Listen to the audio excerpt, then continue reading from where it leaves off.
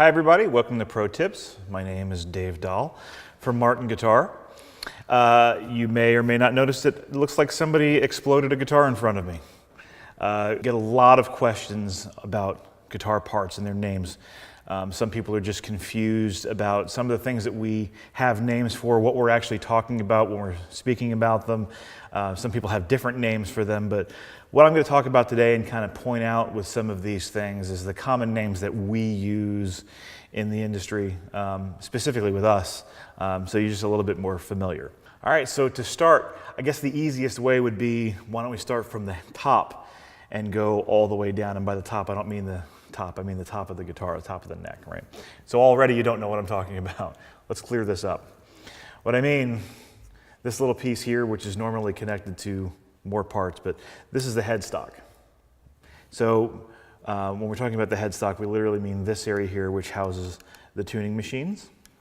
This plate right here on top, separate piece. So if your neck is mahogany or cedar or something like that, a lot of times you have a different piece of wood just to dress it up a little bit on the front of it. So like on this one, the head plate here is rosewood. Martin and Company here on the top is our logo, right? So moving down a little bit, here you have the neck with the headstock obviously attached to it here. In the middle, we have the channel that we route out for our truss rod. Could be an adjustable truss rod, could be a T-bar, square bar, depending on what model of guitar it is.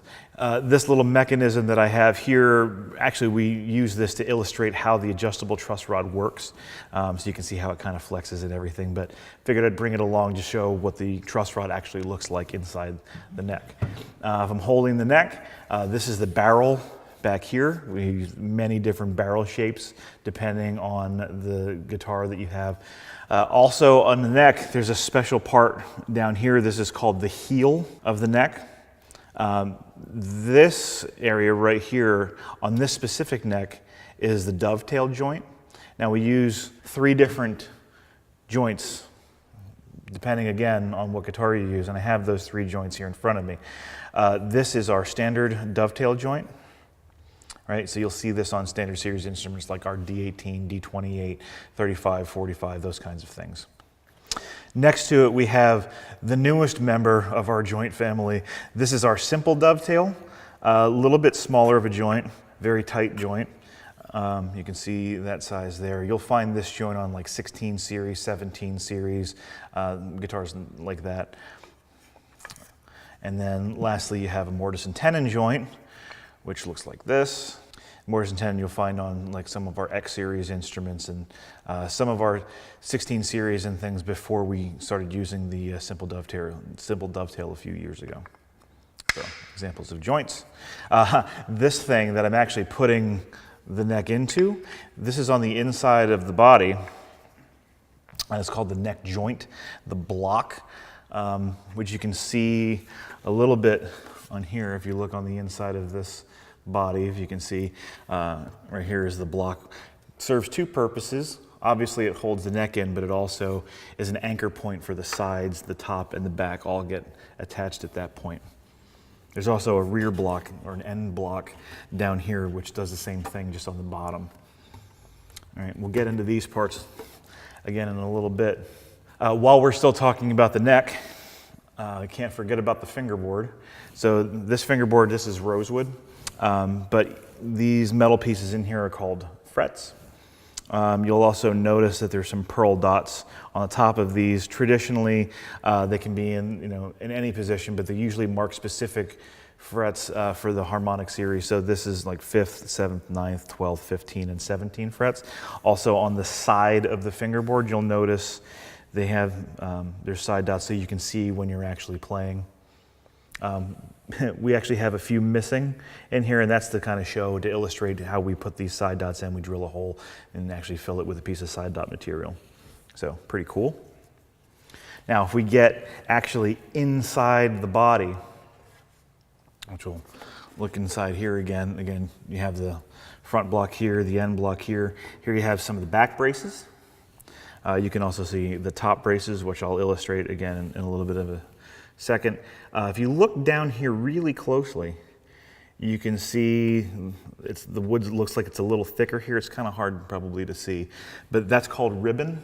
What the ribbon does is it helps attach the top and the back to the sides, gives it a little bit more surface area. Very important to the instrument. If you look all the way in the back of the side, you can see these cloth strips. We have those in there. They're kind of to help stabilize the sides a little bit. So if you ever hear people talking about stabilizing strips, cloth strips, that's what those are. If I spin this, and hopefully not get too much glare on it, really cool thing with this finish, this is called a sunburst, one of our sunbursts that we offer. This is bridge, this is saddle. The white part is the saddle. I've definitely had people get these confused and say, you know, I need to get a different bridge for my guitar to bring the action down. What we're talking about is the saddle. The black part here is the bridge. Bridge pins. This is the rosette. We have binding on the sides. The white part is the inlay. And again, if you look at everything, you see how everything is shiny. This is our full gloss finish. Just again, if there's any question with that. One other thing, while I have this in my hand, the term book matching sometimes comes up, and what do we mean by book matching? Spruce trees are not really big, so what we do, if you look at any one of our tops, there are always two pieces. What we essentially do is you have the piece, and I'll actually illustrate it with this. So you have one piece of wood, and you cut it in half, and then you open it up and essentially put them together. That's what book matching is, and then both sides will have the same grain, unlike the two completely different fingerboards that I'm holding in my hand, but you get the idea what I meant by book matching. So we briefly touched on the inside of the guitar. Well, here's a little bit clearer view of it, the bracing specifically. Here you have a bridge plate. That's what the bridge actually gets glued over top of that, but gives a lot more support to the top, and the ball ends of the strings, which I'll show you in a second, go up against this. This is our X bracing, obviously because it's, you know, an X. These are tone bars. These are tone bars.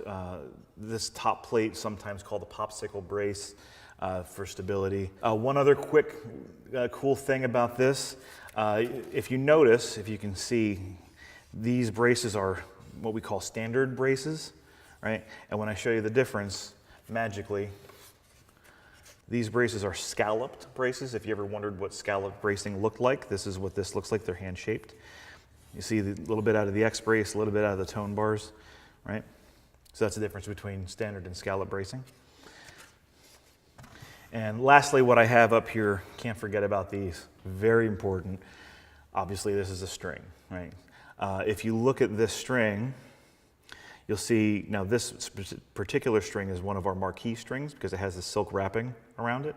So if you ever wondered what the marquee difference was, didn't see that video, now you can see, and now you can go look for that video talking about marquee strings. And this little thing on the end is obviously the ball end, goes up against the bridge plate to help hold the string in place along with the bridge pin. So there you go. I hope that helped to clear up a little bit of confusion as to what the names of all of the parts are. If you'd like a reference, we're going to provide a link to help you see all of the parts that you can reference at your convenience anytime. Share with your friends. See ya.